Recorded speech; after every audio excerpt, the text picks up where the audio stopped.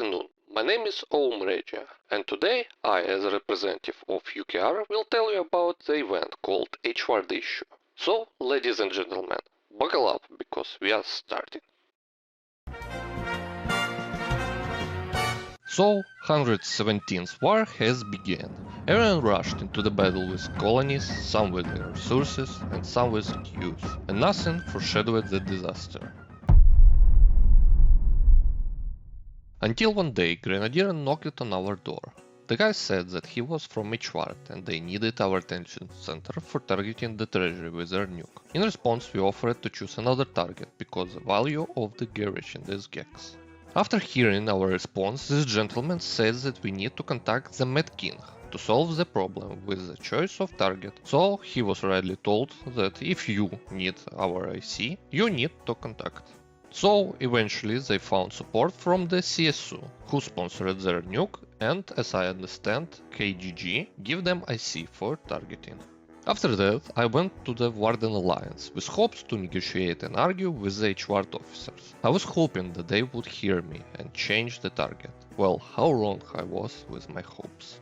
In any case, realizing that we cannot do anything about the problem with our side and left with almost impossible ultimatum, we decided to just keep playing and trying to take treasure in such short time. That resulted in 4 suboptimal plans. But the colonies were ahead of us. They had 5 AM operation. I was surprised how many colonies came to this red flag so kindly put on our backs. No, seriously, how often do you see lines of hundreds of people? I'm used to see 30, maybe 50 people, but to see a number becomes 3 digits. Yes, of course, Foxcatcher defenses were breached in offline time and the nuke itself destroyed. If there was any Hward defending?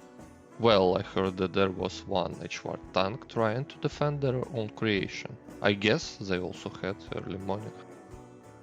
Anyway, colonies was knocked back from the Foxcatcher and the Hward have declared break war on their server. Of course, we were not so happy about the loss of the defenses that we have been building and defending against attacks for many days.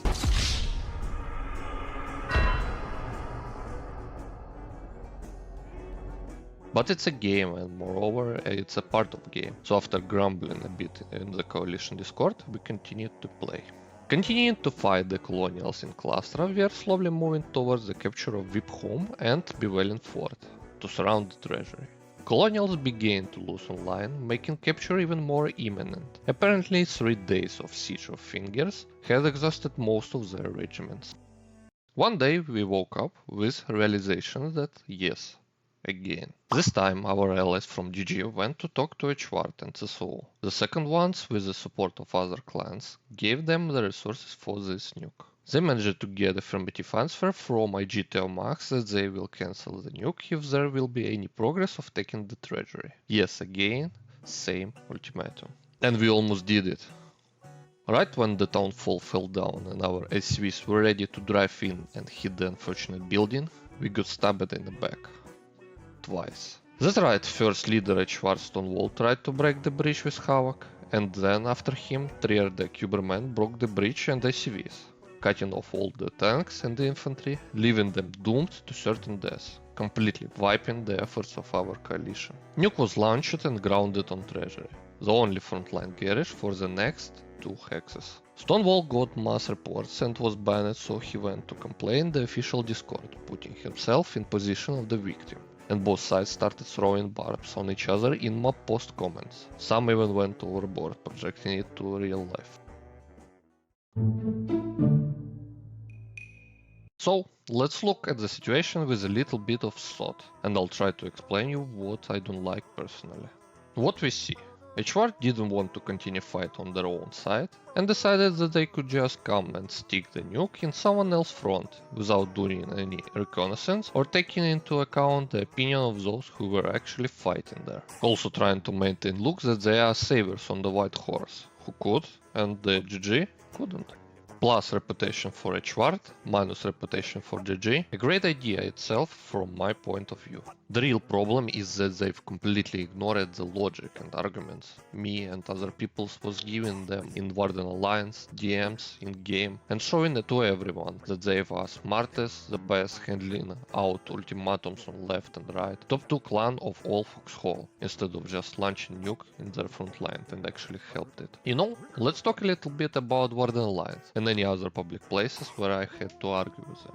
Hwards always do the same thing in this situation. They use shout louder, write more tactic. Always, I repeat, always when I argued with them, I was answered by 3+ Hwards or the lawyers, and they always try to spam the chat to turn it to unreadable mess, so that other people who could potentially speak out just look at this conversation and just do not want to read the wall of chaotic text and just ignore it.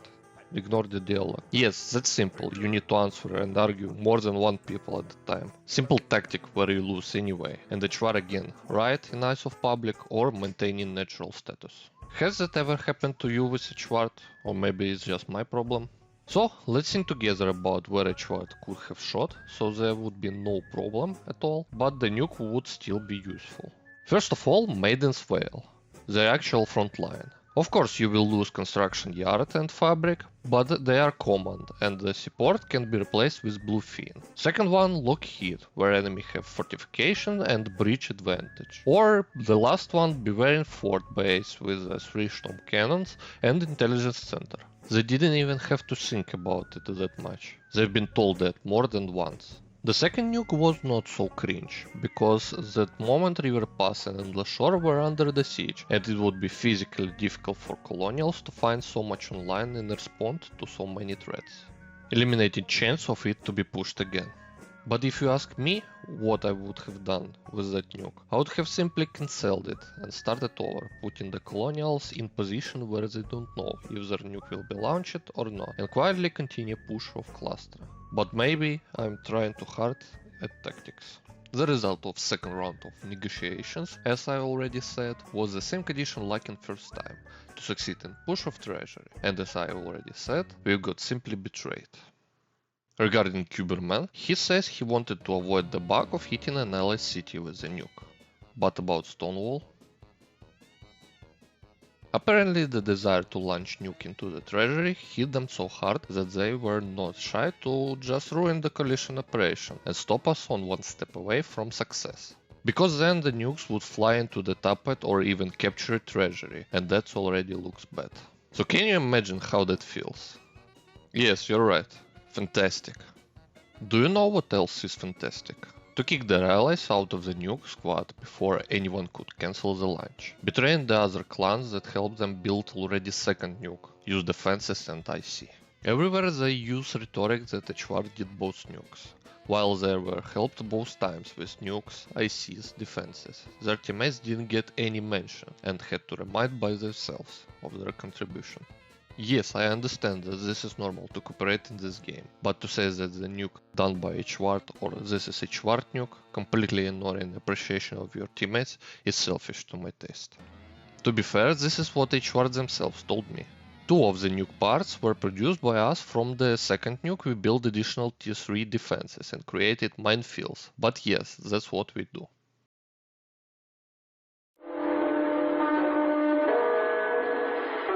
Of course we went to Warden Alliance, where it became immediately clear for me that no one cares about this situation, and the administration is more interested in preventing argues than in solving the real problem. We can't force anyone to do anything, they stated. And maybe they are right, but to me, if you are a clan with any name, you should be held accountable for your action. It's called reputation, and Warden Alliance in turn is a big community in which reputation should mean something. Again, this is only my opinion. As a result of several conflict resolution threads, we got the assurance that Stonewall doesn't consider his act as a violation of code of conduct or a violation at all.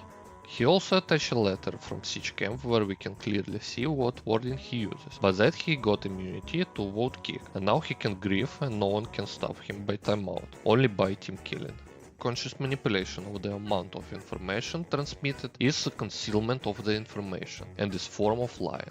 The purpose of the video is strange to pour all of that at Hward, and especially Stonewall deserved to be poured on them. I call it truth, they will call it a lie. But the difference is that I provide evidence. And unlike the statement of some, it is not only my opinion, but also facts supported by evidence. I would like Stonewall to be banned as well as others who sneak in facilities and think tanks.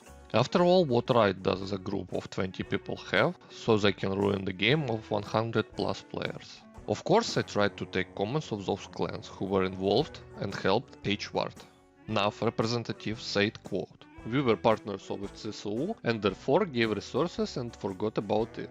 But it was wrong to break the bridge." 82DK said they were not aware of the conflict and would build defenses there anyway.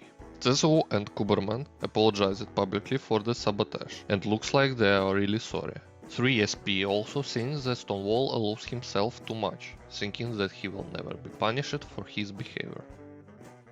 Closer to the end of this video production, we received information that there was another player who was griefing named Zealot Wolf, who was putting alligator charges on the bridge trying to blow it up.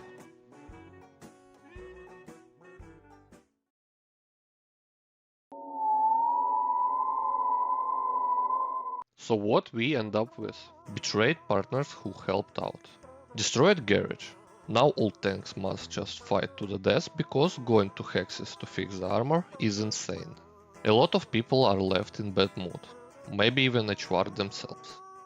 I personally realize that Hward are not learning on the experience of previous wars and do not understand that it's very difficult to take the cluster if Marban Hollow or Endless Shore is contested or green. You simply cannot pass with your own ships for push or control of treasury, but they are still fixated on fact that it's necessary to drop nukes just there. I also realize that no one knows anything or knows very little about this case. Perhaps doesn't care or blindly believe Hward words, but gladly not everyone. And the last one, this video. This video is made for purpose of publicity. I hope you stop believing Hward so blindly, because I see them as arrogant liars who betrayed the whole faction because of their greed, stubbornness and belief of punishment will never come. Calling it, I play as I want. I remind you that everything in this video is presented through the prism of author, with evidence and arguments. I will also contact SiegeCam, providing all evidence as well as this video, so that justice can be served again. Overall, I'm glad if you got some important information out of it, or if you got some pleasure out of another shitstorm in the internet.